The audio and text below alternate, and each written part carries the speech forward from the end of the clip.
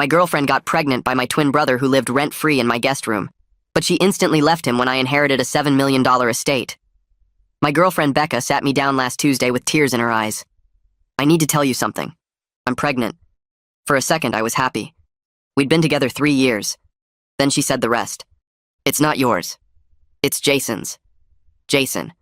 My twin brother. The one who lived in my guest room rent-free for 6 months. The one whose debts I'd paid off twice. That Jason. I stood up to leave. She grabbed my arm. Wait, please. Let me explain. It just happened. We didn't mean for it. When? When did it just happen? Remember when you went to Denver for that conference in September? You were gone 5 days. 5 days. That's all it took for you to sleep with my brother? It wasn't like that. We were both lonely. He was going through a hard time. He's always going through a hard time. That's his permanent state. October, Jason called me. Becca told you. I'm sorry, man. It just happened. Stop saying it just happened. You made choices. Multiple choices. For 5 days. Actually, it wasn't just those 5 days. What? We've been seeing each other since August. 2 months. They'd been together 2 months while I was paying for dates with Becca, paying Jason's car insurance, letting him eat my food. November, I moved out of the apartment I shared with Becca. She kept it. Jason moved in the next day. They didn't even wait a week. Our mom called me. This is tearing the family apart. You need to forgive them. The baby deserves a family. The baby has a family. Just not one that includes me. Don't be selfish. Think about Jason.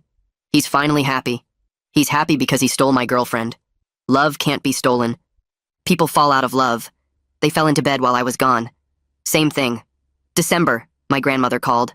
Her 85th birthday was coming up. She wanted the whole family there, including Jason and Becca. They're having my great-grandchild. I need everyone to get along. I'll come. But I'm not speaking to them. Fair enough. Just be civil. The party was at my parents' house. 50 relatives. Jason and Becca arrived late, holding hands, her stomach starting to show. Everyone congratulated them. Such wonderful news. A baby. How exciting. When's the wedding? We're not sure yet, Jason said. Soon, though. Before the baby comes. My grandmother pulled me aside. I need to update my will. Come to the lawyer with me Monday. Just you. Don't tell anyone. Monday, we sat in the lawyer's office. My grandmother had more money than anyone knew. Investments my grandfather made decades ago. Properties all over the state. $7 million total. I'm leaving it all to you. What about Jason? What about your other grandchildren? Jason made his choice. He betrayed his brother. The others have successful careers. You're the only one who stayed loyal, who helped everyone, who never took advantage. The lawyer drew up the papers. She signed them. Told me to keep quiet until she passed. January, Jason lost his job. Called me for help. I need a loan. Just until I get back on my feet. Becca's pregnant. We need money. Ask Mom. She's tapped out from helping me before. You know that. Not my problem. Come on. For the baby. Your nephew. The baby you made while sleeping with my girlfriend? That one? February, Becca called. Jason's useless. He won't get a job. Says he's too stressed about the baby. Can you help us? You wanted him. You got him. But you were with me for 3 years. Doesn't that mean anything? It meant something until you slept with my brother. March, my grandmother's birthday. She announced she was going into hospice. Cancer. 3 months left at most. The family was devastated. She pulled everyone aside one by one, whispered something to each person. When she got to Jason, she said loud enough for me to hear. You get nothing. You know why? Jason looked confused. What? What does that mean? You'll find out. April, my grandmother passed. The funeral was beautiful. Hundreds of people came. Jason and Becca sat in the front row, Becca now 7 months pregnant. Jason kept talking about his inheritance. Grandma loved me. I was her favorite. We had a special bond.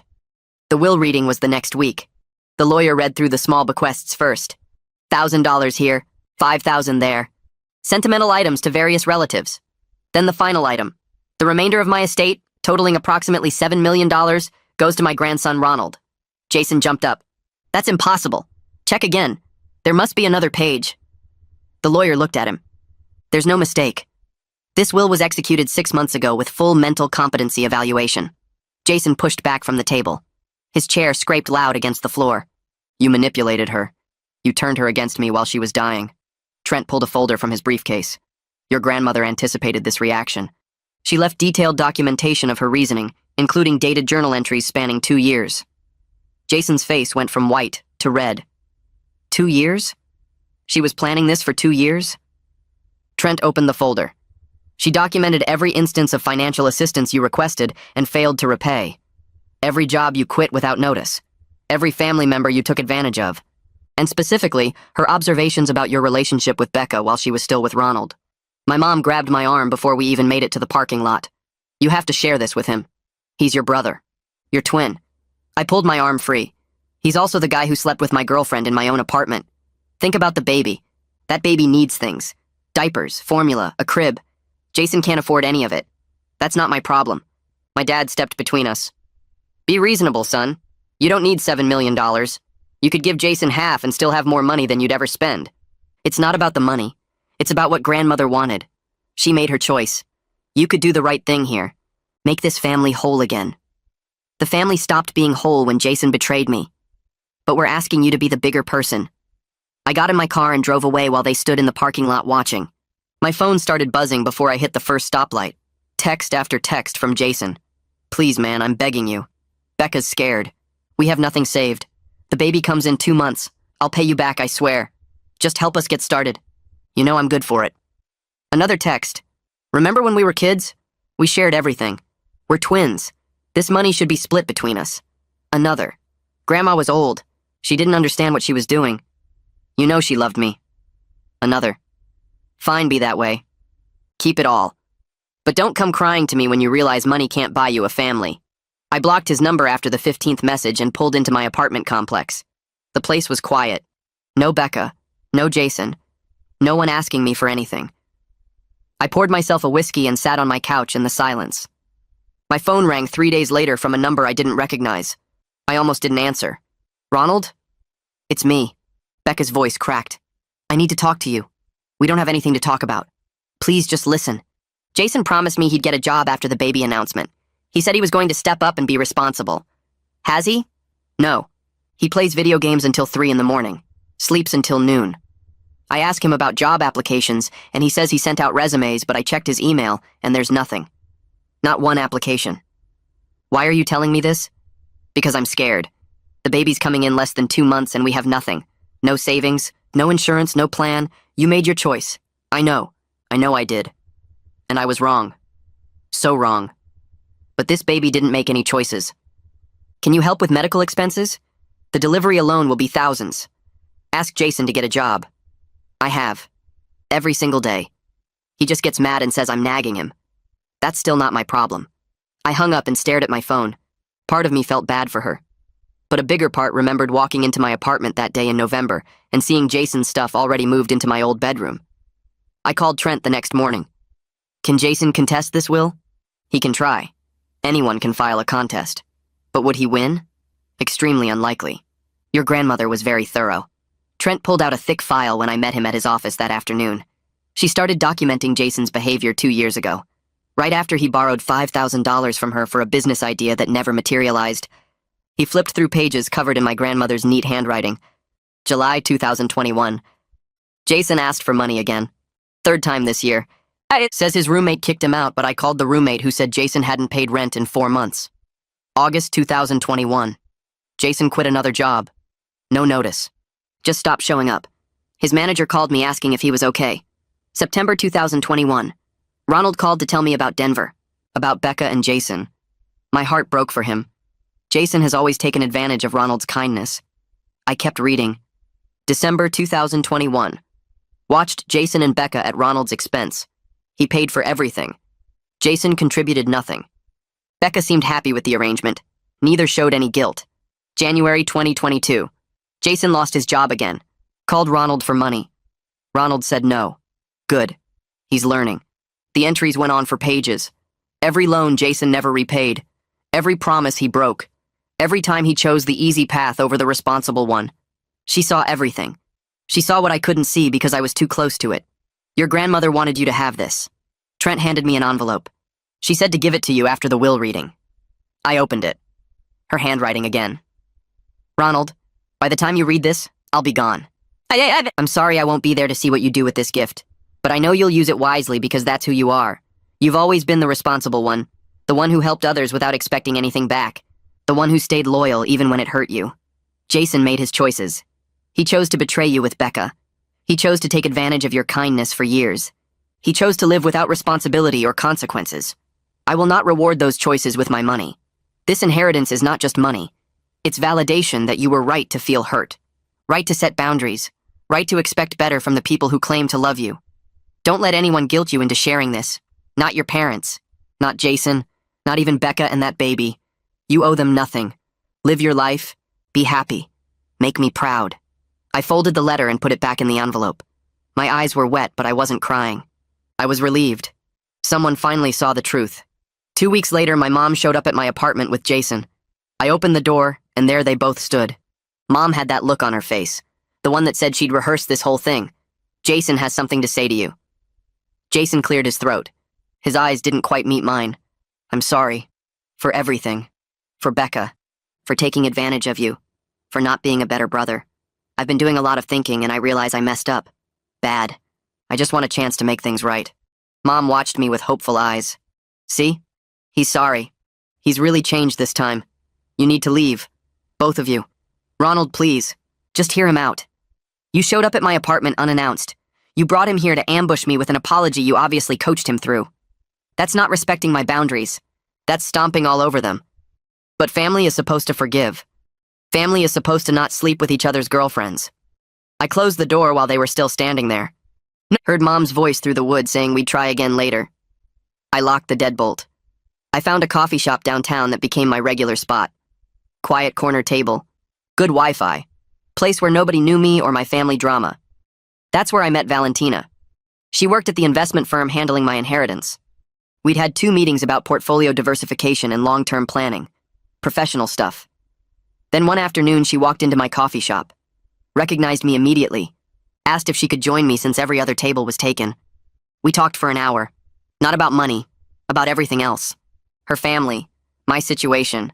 How messed up families could be. She came from a big Italian family. 8 siblings. Drama everywhere. But she said what my family did wasn't normal family drama. It was abuse disguised as loyalty. That word hit me hard. Abuse. I'd never thought of it that way. But she was right. The guilt trips. The manipulation. The constant pressure to fix Jason's problems while he faced 0 consequences. That wasn't love. That was using me. We started meeting for coffee regularly. Once a week became twice a week became almost daily. She understood complicated family dynamics, but she also had boundaries I'd never learned to set. When her brother asked for money, she said no without guilt. When her mom pushed her to forgive a sister who'd wronged her, she stood firm. Watching her do that made me realize how twisted my normal had become. A month after we started hanging out, I asked her to dinner. Actual dinner, not coffee. She said yes. We went to this Italian place her family loved. The food was amazing. The conversation was better. She asked about my grandmother. I told her everything. The will, the inheritance, how grandmother had seen through Jason when everyone else made excuses for him. Valentina reached across the table and squeezed my hand. Your grandmother gave you permission to stop being everyone's ATM. That's a gift worth more than $7 million. 2 weeks later, Jason called from a number I didn't recognize. I almost didn't answer. Wish I hadn't. He was yelling before I even said hello. I'm contesting the will. My lawyer says I have a case. Grandma was old. You manipulated her. I hung up. He called back. I blocked the number. Then my dad called. We need to talk about Jason's decision. He's serious about this. It's going to tear the family apart. The family was torn apart when Jason slept with my girlfriend. Not when grandmother left me her money. But if you just settled with him, gave him half, we could avoid all this ugliness. I'm not giving him anything. He made his choices. She made hers. Dad's voice got that disappointed tone. You're being selfish. Jason has a baby coming. He needs help. He needed help not sleeping with my girlfriend. He needed help keeping a job.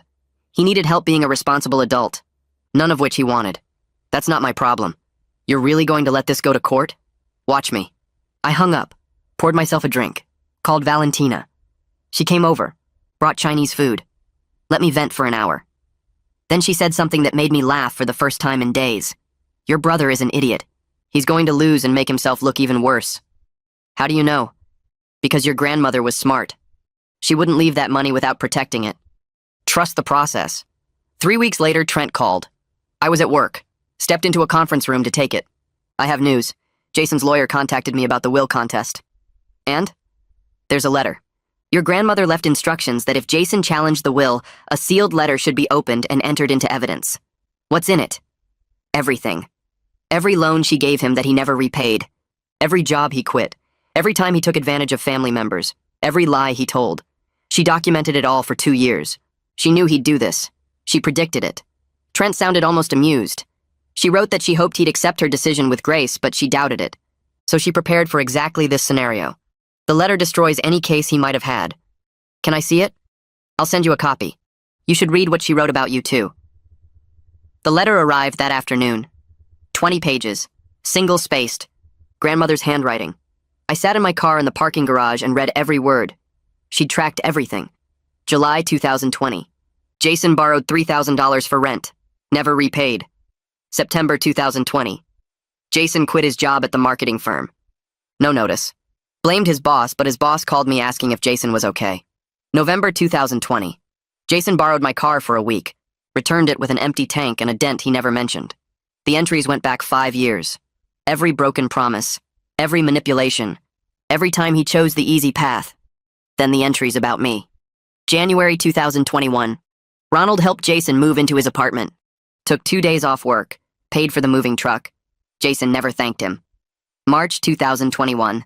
Ronald paid off Jason's credit card debt. $8,000. Jason promised to pay him back. Never did. May 2021. Ronald let Jason stay in his guest room rent-free. Jason ate his food. Used his internet. Contributed nothing. The final entry was from December. 1 month before she died. Ronald is the only one who never asked me for anything. Who visited because he wanted to see me. Not because he needed money or favors. Who stayed loyal to family even when family betrayed him. He deserves this inheritance. Jason deserves nothing. I sat there crying in my car. Not sad crying. Relief crying. Someone had seen it. Someone had documented it. Someone had validated that I wasn't crazy for being hurt. Mom called me at midnight. I was already asleep. Her voice was frantic. Jason and Becca had a huge fight. She left, took her stuff and went to her sister's place. She's 8 months pregnant. Where else was she supposed to go? What happened? Jason hasn't been looking for work. Becca found out he's been lying about interviews. He plays video games until 3 in the morning. Sleeps all day. Won't help with anything. She's scared about having the baby with him. Mom's voice cracked. She told me things. About Jason. Things I didn't want to hear. But I need you to know. What things? He hasn't applied to a single job in 3 months. He lies about going to interviews. He told Becca he went to one last week, but she called the company. They'd never heard of him. He's smoking pot in our house. Your father found his stash. He screams at Becca when she asks him to help. Calls her names. She's terrified. There was a long pause. You were right. About everything. About Jason. About him taking advantage. About him never changing. I didn't want to see it, but watching him with Becca, watching him fail at being a father before the baby's even here. I can't ignore it anymore. I didn't say anything. What could I say? Your grandmother saw it too. That's why she left him nothing. I called her senile. I called her cruel. But she was right. I'm sorry. For pushing you to help him. For making excuses. For not believing you. It's late, Mom. I know. I just needed you to know. I see it now. Finally. Valentina and I spent the next month looking at properties, investment opportunities, ways to make the inheritance work for me long term. We found a duplex in a good neighborhood. Needed some work, but the bones were solid. 2 units. I could rent both and have steady income, or live in one and rent the other. Valentina walked through it with me, pointed out things I wouldn't have noticed. The water heater was new. The roof had been replaced 2 years ago. The foundation was solid. This is a good investment. You should make an offer. We celebrated that night at a nice restaurant downtown, the kind of place I never would have gone before the inheritance. White tablecloths, wine list thicker than a phone book. Valentina ordered in Italian. The waiter loved her. We talked about the future. My future. Not my family's drama. Not Jason's problems. Not Becca's pregnancy. My actual future. What I wanted to do with my life now that I had options. I'd been so focused on surviving the betrayal that I hadn't thought about thriving after it. Valentina raised her glass. To new beginnings. to building something that's actually yours, to leaving toxic people behind and finding peace. We clinked glasses. For the first time since Becca told me about the pregnancy, I felt excited instead of angry. The betrayal still hurt. Probably always would, but it didn't define me anymore. Jason's lawyer dropped the case 6 weeks after filing it. Trent sent me a formal letter confirming the will was settled. Cannot be challenged again. All legal avenues exhausted. The inheritance was mine free and clear. I bought a frame for grandmother's photo, the one from her 80th birthday. She was smiling. Really smiling. Not the polite smile she used for most photos. I wrote a note on the back. Thank you for seeing clearly what I couldn't see, for giving me permission to stop being everyone's solution, for validating that I wasn't wrong to be hurt. I hung it in my new home office, right where I could see it every day. Valentina came over that night, brought champagne. We toasted to grandmother, to justice, to closure. She kissed me. First real kiss we'd had. It felt like starting over, like maybe I could trust someone again. Maybe not everyone would betray me. Maybe I could build something real with someone who actually valued me. September came fast. Mom texted me early one morning. Becca had the baby. Healthy boy. 8 pounds, 3 ounces. Named him after her father. She sent photos. Tiny fingers. Wrinkled face. Eyes closed. The baby looked like any baby. Innocent. Unaware of the drama that created him. Mom's text came through an hour later. Do you want to meet him? Your nephew? I stared at that message for a long time. Part of me was curious. Part of me felt nothing. The baby was innocent. Wasn't his fault how he came into this world. But I didn't owe him a relationship just because we shared DNA. I typed my response carefully. I'm not ready. Maybe I never will be. And that's okay. The baby deserves a good life. But I don't have to be part of it. Mom responded immediately. I understand. Take all the time you need. No pressure. That was new. No pressure. No guilt trip. No speech about family obligations. Just acceptance. Maybe she really had changed. Jason moved back in with our parents permanently. Becca refused to let him be involved with the baby unless he got a job and proved he was reliable. He'd been unemployed for 8 months. No prospects. No motivation. Just excuses. Dad called me one afternoon. Not about money. Not about helping Jason. Just to talk. I almost didn't answer. But something made me pick up. I need to tell you something. Your mother and I talked. About Jason. About how we raised you both. We enabled him. His whole life. Every time he failed, we caught him. Every time he made bad choices, we fixed it. We never made him face consequences. And we expected you to do the same. That wasn't fair. Dad's voice was thick. You were right to cut him off. Right to set boundaries. Right to walk away. We created this situation by never letting him fail. By always bailing him out. I'm sorry. For pressuring you. For making you feel guilty. For not seeing what your grandmother saw. It took me a long time to figure this out. Too long. I appreciated the apology. Didn't fix everything. Didn't erase years of being the responsible twin while Jason got away with everything. But it was honest. That mattered. My boss called me into her office on a Friday afternoon. I thought I was in trouble. Instead, she offered me a promotion. Senior analyst. Significant raise. More responsibility, but also more freedom. I'd been doing good work. Exceeding expectations. They wanted to reward that. I accepted on the spot. Went home and told Valentina. She screamed. Literally screamed with excitement. Grabbed my face and kissed me. This is amazing. You deserve this. We're celebrating. She planned a whole vacation. Week in Colorado, mountains, hiking, getting away from everything. We left 2 weeks later. The drive up was beautiful. Trees changing colors, air getting crisp. We stayed in a cabin with a view of the peaks. No cell service, no family drama, no texts about Jason, no calls about the baby. Just us. Just peace. I hadn't realized how heavy everything had been until I put it down for a week. Being away from my family felt like breathing fresh air for the first time. Like I'd been holding my breath for months and finally exhaled. Mom texted me when we got back. Can we meet for coffee? Just us. Not Dad. Not Jason. Just me and you. I agreed. Curious what she wanted to say without an audience. We met at a place near her house. She looked tired. Older somehow. She ordered coffee. Didn't touch it. Just held the cup. I was wrong. About everything. About pressuring you to help Jason. About expecting you to share the inheritance. About making excuses for him. I watched him this summer. Really watched him. He's lazy. He's selfish. He's mean to Becca. He ignores his own son unless someone's watching. He plays video games all day and complains about how unfair life is. Your grandmother was right about him, and right about you. Watching you thrive while he fails made me realize she saw clearly what I refused to see. You worked hard. You were loyal. You helped everyone. And we took advantage of that. I took advantage of that. I'm sorry. This wasn't complete reconciliation, wasn't fixing years of dysfunction, but it was honest. Real. A starting point, maybe. I told her I appreciated the apology, that I needed time, that our relationship would never be what it was, but maybe we could build something new, something healthier. She nodded, wiped her eyes, said she understood. We finished our coffee and went our separate ways. I drove home feeling lighter than I had in months. I called my parents the next week, set up a meeting at their house. Jason wasn't invited. I showed up with a written list of boundaries. Valentina helped me write it, made it clear and simple. We can have a relationship. I want a relationship. But Jason is off limits as a topic. I won't discuss him. I won't help him. I won't attend family events if he's there. Mom sat across from me at the kitchen table. She looked tired, older than I remembered. She read through my list twice, nodded slowly. I understand. I don't like it, but I understand. This is what you need. Dad stood by the window, arms crossed, stared out at the backyard. Didn't say anything for a long time. Finally turned around. You're really doing this? Splitting the family like this? I'm not splitting anything. Jason did that when he slept with my girlfriend. But he's your brother. And I'm your son.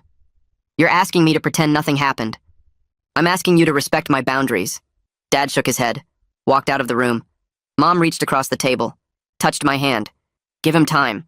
He'll come around. He needs to process this. 3 weeks later, Dad called. Short conversation. I've been thinking about what you said, about boundaries. I don't agree with all of it, but I respect it. We won't bring up Jason around you. Won't invite you to things if he's there. That's all I'm asking. 6 months passed. Valentina and I started looking at houses, used part of the inheritance as a down payment. Found a place with 3 bedrooms, one for us, one for an office, one for guests. The kitchen had granite counters and new appliances, big windows in the living room, a yard with actual grass. We moved in on a Saturday. My parents came to help unpack boxes. Mom brought sandwiches and drinks. Dad carried furniture without complaining. They walked through each room, admired the space, the light, the potential. Mom stood in the kitchen, looked around with tears in her eyes. This is wonderful. You've done so well. I'm proud of you. Dad nodded. Didn't say much. But he smiled. Actually smiled. They stayed for dinner. Valentina cooked pasta. We ate at our new dining table, talked about normal things, work, weather, plans for the yard. Nobody mentioned Jason. Nobody mentioned the baby. Nobody mentioned the inheritance drama.